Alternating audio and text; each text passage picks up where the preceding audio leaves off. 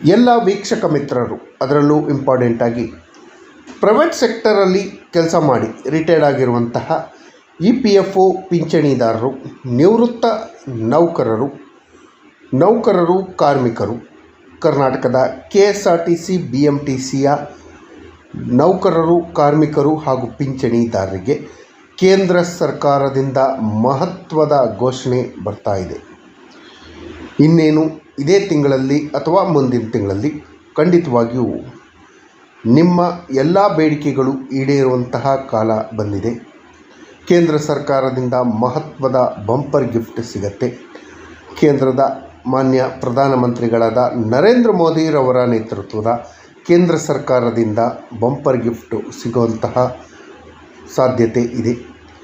ಕನಿಷ್ಠ ಪಿಂಚಣಿ ಎಷ್ಟೋ ವರ್ಷಗಳಿಂದ ಹೋರಾಟ ಮಾಡ್ತಾ ಇದ್ದಂತಹ ಕನಿಷ್ಠ ಪಿಂಚಣಿ ಸಿಗೋದು ಫಿಕ್ಸ್ 7,500 ರೂಪಾಯಿ ಖಂಡಿತವಾಗಿಯೂ ಸಿಗೋಂತಹ ಒಂದು ಮಾಹಿತಿ.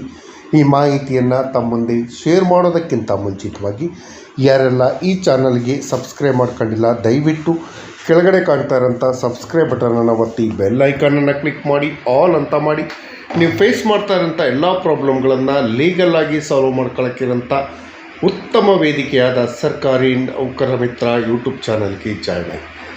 ಸ್ನೇಹಿತರೆ, ಎಷ್ಟೋ ವರ್ಷಗಳ ಹೋರಾಟ, ಸುಮಾರು 1.5 ದಶಕಗಳಿಂದ ಹೋರಾಟವನ್ನು ಮಾಡಿ ಬರ್ತಾ ಇದ್ದಾರೆ. ಏನು ಕೇವಲ ಒಂದೇ ಒಂದು 2014ರಲ್ಲಿ ಕೇಂದ್ರ ಸರ್ಕಾರ ಏನು ಪ್ರೈವೇಟ್ ಸೆಕ್ಟರಲ್ಲಿ ಕೆಲಸ ಮಾಡಿ ರಿಟೈರ್ಡ್ ಆಗಿರುವಂತಹ EPFO ನಿವೃತ್ತ ನೌಕರರು ಪಿಂಚಣಿದಾರರಿಗೆ 1,000 ರೂಪಾಯಿ ಪಿಂಚಣಿ ಕೊಡ್ತಾಯಿತ್ತು. ಆ 1,000 ರೂಪಾಯಿ ಪಿಂಚಣಿಯಿಂದ ಏನೂ ಸಾಕಾಗಲ್ಲ. ಹಾಗಾಗಿ ಕೇಂದ್ರ ಸರ್ಕಾರ ತಕ್ಷಣ ನಮಗೆ 7,500 ರೂಪಾಯಿ ಪಿಂಚಣಿ ಕೊಡಬೇಕು ಅಂತ ಹೇಳಿ ಎಷ್ಟೆಲ್ಲ ಹೋರಾಟ ಮಾಡಿದ್ದು ಅಂತ ತಮಗೆಲ್ಲರಿಗೂ ಗೊತ್ತೇ ಇರ್ಬೋದು. ನಿರ್ಣಾಯಕ ಹೋರಾಟಗಳನ್ನು ಮಾಡಿದ್ದಾರೆ. ಒಂದು ಉದಾಹರಣೆ ಹೇಳಬೇಕು ಅಂದರೆ, EPFO ಕಚೇರಿ ಎದುರಿಗೆ BMTC KSRTC ನಿವೃತ್ತ ನೌಕರರು 101 ಪ್ರತಿಭಟನೆ ಮಾಡಿದ್ದಾರೆ ಅಂದರೆ ಲೆಕ್ಕ ಹಾಕ್ಕೊಳ್ಳಿ ಎಷ್ಟು ಪ್ರತಿಭಟನೆಗಳನ್ನು ಮಾಡಿದ್ದಾರೆ. ಕಾಲಿಗೆ ಚಕ್ರ ಕಟ್ಕೊಂಡು ಇಡೀ ಭಾರತದ ಎಲ್ಲ ರಾಜ್ಯಗಳಿಗೂ ನಿವೃತ್ತ ನೌಕರರು, ಪಿಂಚಣಿದಾರರು ತಿರುಗಾಡಿ ತಿಂಗಳಲ್ಲಿ ಒಂದು 10 ದಿನ ಅಂತೂ ಬೆಂಗಳೂರಿನಲ್ಲಿ ಹಾಗೂ ದೆಹಲಿಯಲ್ಲಿ ಹೋರಾಟಗಳನ್ನು ಮಾಡಿ, ಜಂತರ್ ಮಂತರ್ ಅಂತೂ ಇವರಿಗಂತೂ ಫುಲ್ಲು ಪರಿಚಯ ಆಗೋಂಥ ಲೆಕ್ಕಕ್ಕೆ ಬಂದಿದೆ. ಜಂತರ್ ಮಂತರ್ನ ಪ್ರತಿ ಕಲ್ಲುಗಳು ಕೂಡ ಇವರ ಹೆಸರುಗಳು ಹೇಳುತ್ತೆ. ಸಂಸತ್ ಭವನದಲ್ಲೂ ಕೂಡ EPFO ಪಿಂಚಣಿದಾರರು, ನಿವೃತ್ತ ನೌಕರರು ಹೋರಾಟಗಳನ್ನು ಮಾಡಿಕೊಂಡು ಬಂದಿದ್ದರು. ಈ ಹೋರಾಟದ ಫಲವಾಗಿ ಏನು EPFO ಪಿಂಚಣಿದಾರರಿಗೆ, ನಿವೃತ್ತ ನೌಕರರಿಗೆ ಖಂಡಿತವಾಗಿಯೂ 7,500 ರೂಪಾಯಿ ಪಿಂಚಣಿ ಸಿಗತ್ತ. ಮೊನ್ನೆ ತಾನೇ NSA ಅವರು ಒಂದು ಹೋರಾಟಕ್ಕೆ ಕರೆ ಕೊಟ್ಟಿದ್ದರು. 3 ರೀತಿಯ ಹೋರಾಟಕ್ಕೆ ಕರೆ ಕೊಟ್ಟಿದ್ದರು. NSAಯ ಸಂಯೋಜಕರಾದ ರಮಾಕಾಂತ್ ನರಗುಂದರ್ ಅವರ ನೇತೃತ್ವದಲ್ಲಿ 3 ವಿಚಾರಗಳನ್ನು, ಅಜೆಂಡಾಗಳನ್ನು ಇಟ್ಕೊಂಡು ಅಂತಿಮ ಹೋರಾಟವನ್ನು ಮಾಡಿ EPFO ಪಿಂಚಣಿಯನ್ನು ಪಡ್ಕೊಬೇಕು ಅನ್ನೋ ಹೋರಾಟ ಇತ್ತು. ಮೊದಲನೇ ಹಂತದಲ್ಲಿ ನಿಮ್ಮ ಜಿಲ್ಲೆಗಳಲ್ಲಿ ಇರುವಂತಹ ಎಲ್ಲ MPಗಳು, ಸಂಸತ್ ಸದಸ್ಯರು ಹಾಗೂ ರಾಜ್ಯಸಭಾ ಸದಸ್ಯರ ಮನೆಗಳ ಮುಂದೆ 3 ದಿನಗಳ ಪ್ರತಿಭಟನೆಯನ್ನು ನಡೆಸಿ ಅಂತ ಹೇಳಿ ಕರೆ ಕೊಟ್ಟಿದ್ದರು. ಅದಕ್ಕೆ ಕರೆಗೆ ಹೋಗುಟ್ಟಂತಹ ನಿವೃತ್ತ ನೌಕರರು, ಪಿಂಚಣಿದಾರರು ಸುಮಾರು ಜನ ಸಂಸದರ ಮನೆ ಮುಂದೆ ಪ್ರತಿಭಟನೆಯನ್ನು ಮಾಡಿ ಅವರಿಗೆ ಮನವಿಯನ್ನು ಕೊಡುವಂಥ ಕೆಲಸವನ್ನು ಮಾಡಿದ್ರು. ಅದೇ ರೀತಿ ಪ್ರತಿಯೊಬ್ಬರಿಗೂ ಕೂಡ ಹೋಗಿ ಮಾಡಿದ್ರು. ನಮಗೆ ಒಂದು ಸಿಂಪಲ್ ಕ್ಯಾಲ್ಕುಲೇಷನನ್ನು ಹೇಳೋಕ್ಕೆ ಇಷ್ಟಪಡ್ತೀನಿ. ದೇಶದಲ್ಲಿ ಸುಮಾರು 543 ಸಂಸದರಿದ್ದಾರೆ, ಸುಮಾರು 250 ರಾಜ್ಯಸಭಾ ಸದಸ್ಯರಿದ್ದಾರೆ. ಈ 543 ಸಂಸದರಲ್ಲಿ ಕೇವಲ ಒಂದು 100 ಜನ ನಮ್ಮ ಪರವಾಗಿ ಸಂಸತ್ನಲ್ಲಿ ಧ್ವನಿಯನ್ನು ಎತ್ತಿದ್ದೇ ಆದರೆ ಖಂಡಿತವಾಗಿಯೂ EPFO ನೌಕರರು, ಕಾರ್ಮಿಕರು, ಪಿಂಚಣಿದಾರರು ಪ್ರಪಂಚದ ಅತಿ ದೊಡ್ಡ ಸಂಘಟನೆಯಾದಂತಹ EPFO ಸಂಘಟನೆಯಿಂದ ಖಂಡಿತವಾಗಿಯೂ ಎಲ್ಲರಿಗೂ ಕೂಡ ಕನಿಷ್ಠ ಪಿಂಚಣಿ 7,500 ರೂಪಾಯಿ ನಿಶ್ಚಿತ ಪಿಂಚಣಿ ಸಿಗೋದು ಕನ್ಫರ್ಮು. ಅದರ ಜೊತೆಯಲ್ಲಿ EPFO ನೌಕರರು, ಕಾರ್ಮಿಕರಿಗೆ ಹಾಗೂ ಕುಟುಂಬ ವರ್ಗದವರಿಗೆ ಕ್ಯಾಶ್ಲೆಸ್ ಟ್ರೀಟ್ಮೆಂಟ್ ವ್ಯವಸ್ಥೆಯನ್ನು ಕಲ್ಪಿಸುವಂತಹ ವ್ಯವಸ್ಥೆ, ಈ ಎಲ್ಲ ವ್ಯವಸ್ಥೆಗಳನ್ನು ಮಾಡ್ಕೊಬೋದು.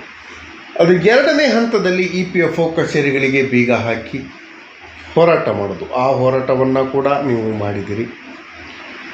3ನೇ ಹೋರಾಟದ ಬಗ್ಗೆ ನಾನು ಹೇಳಕ್ಕೆ ಹೋಗಲ್ಲ, ಯಾಕಂದರೆ ಅದು ಸರಿ ಹೋಗಲ್ಲ. ಆತ್ಮಾಹುತಿ ಮಾಡ್ಕೊಳ್ಳೋದು ತಪ್ಪು. ದೇವರು ಕರೆದಾಗ ನಾವು ಹೋಗ್ಬೇಕು ಬಿಟ್ಟರೆ ನಾವೇ ಆತ್ಮಾಹುತಿ ಮಾಡ್ಕೊಂಡ್ರೆ ಅದಕ್ಕಿಂತ ದೊಡ್ಡ ಪಾಪ ಬೇರೆ ಯಾವುದಿಲ್ಲ. ಹಾಗಾಗಿ ಆ ಹೋರಾಟಕ್ಕೆ ನನ್ನ ಸಪೋರ್ಟ್ ಇಲ್ಲ, ನನ್ನ ಚಾನಲ್ನ ಸಪೋರ್ಟ್ ಕೂಡ ಇಲ್ಲ. ಈ ಎಲ್ಲ ಹೋರಾಟಗಳ ಫಲ ಏನು, ಫಲಶ್ರುತಿ ಏನು? ಖಂಡಿತವಾಗಿಯೂ ನೀವೆಲ್ಲರೂ ಕ್ವಶನ್ ಮಾಡ್ಬೋದು. ಇಷ್ಟೆಲ್ಲ ಹೋರಾಟಗಳ ಆದ ನಂತರ ಕೇಂದ್ರ ಸರ್ಕಾರದಿಂದ ಒಂದು ಸಣ್ಣ ಆಶಾಭಾವನೆ ಮೂಡ್ತಾ ಇದೆ. ಕೇಂದ್ರ ಸರ್ಕಾರ ಈ ಬಾರಿಯಾದರೂ ಕೂಡ EPFO ನೌಕರರು, ಕಾರ್ಮಿಕರು, ಪಿಂಚಣಿದಾರರಿಗೆ ಖಂಡಿತವಾಗಿಯೂ ಮಿನಿಮಮ್ ಪೆನ್ಷನನ್ನು ಹೆಚ್ಚಳ ಮಾಡುವಂಥ ಸಾಧ್ಯತೆ ಇದೆ. ಅದಕ್ಕೆ ಕೂಡ ಸುವರ್ಣಾವಕಾಶ ಬಂದಿದೆ. ನಮ್ಮ 3 ರೀತಿಯ ಹೋರಾಟಗಳ ಫಲವಾಗಿ ಇವತ್ತಿಂದ ಅಂದರೆ 20ನೇ ತಾರೀಕಿಂದ ನಿನ್ನೆಯಿಂದ ಸಂಸತ್ನ ಚಳಿಗಾಲದ ಅಧಿವೇಶನ ನಡೀತಾ ಇದೆ. ಈ ಚಳಿಗಾಲದ ಅಧಿವೇಶನದ ಸಮಯದಲ್ಲಿ ನಾವು ಭೇಟಿ ಮಾಡಿದಂಥ ಸಂಸದರಲ್ಲಿ ಸುಮಾರು ಒಂದು 100 ಜನ ಸಂಸದರು ಏನಾದರೂ ಕೇಂದ್ರ ಸರ್ಕಾರಕ್ಕೆ ಕ್ವಶನ್ಗಳನ್ನು ಕೇಳಿ EPFO EPS ಅನ್ನು ಕನಿಷ್ಠ ಪಿಂಚಣಿಯನ್ನು 7,500 ರೂಪಾಯಿ ಹೆಚ್ಚಳ ಮಾಡಬೇಕು ಅಂತ ಮನವಿಯನ್ನು ಏನಾದರೂ ಮಾಡ್ಕೊಂಡಿದ್ದೆ. ಆದರೆ ಈ ಸಂಸದರ ಒತ್ತಡಕ್ಕೆ ಮಣಿದುವಂತಹ ಕೇಂದ್ರ ಸರ್ಕಾರ ಖಂಡಿತವಾಗಿಯೂ ನಮಗೆ ಮಿನಿಮಮ್ ಪೆನ್ಷನನ್ನು ಕೊಡುವಂತಹ ಘೋಷಣೆ ಖಂಡಿತವಾಗಿಯೂ ಮಾಡುತ್ತೆ.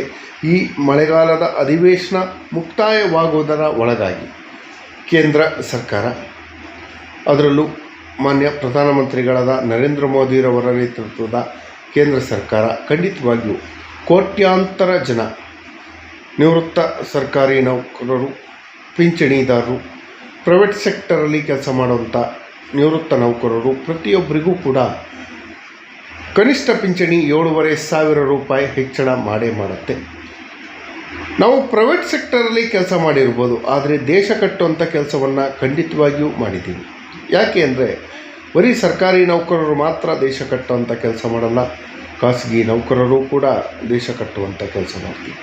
ಸರ್ಕಾರಿ ಸೆಕ್ಟರು ಎಷ್ಟು ಅಗತ್ಯ ಇದೆಯೋ ಅದೇ ರೀತಿ ಪ್ರೈವೇಟ್ ಸೆಕ್ಟರ್ ಕೂಡ ಈ ದೇಶದ ಅಭಿವೃದ್ಧಿಗೆ, ದೇಶಕ್ಕೆ ಅತ್ಯಂತ ಅಗತ್ಯ. ಹಾಗಾಗಿ ಪ್ರೈವೇಟ್ ಸೆಕ್ಟರವರು ಮಾಡಿರುವಂಥ ತ್ಯಾಗ, ದೇಶಕ್ಕಾಗಿ ಸಲ್ಲಿಸಿರುವಂಥ ಸೇವೆಯನ್ನು ಪರಿಗಣಿಸಿ ಕೇಂದ್ರ ಸರ್ಕಾರ ತಕ್ಷಣ ಕನಿಷ್ಠ ಪಿಂಚಣಿಯನ್ನು 7,500 ರೂಪಾಯಿಗಳಿಗೆ ಹೆಚ್ಚಳ ಮಾಡಬೇಕು.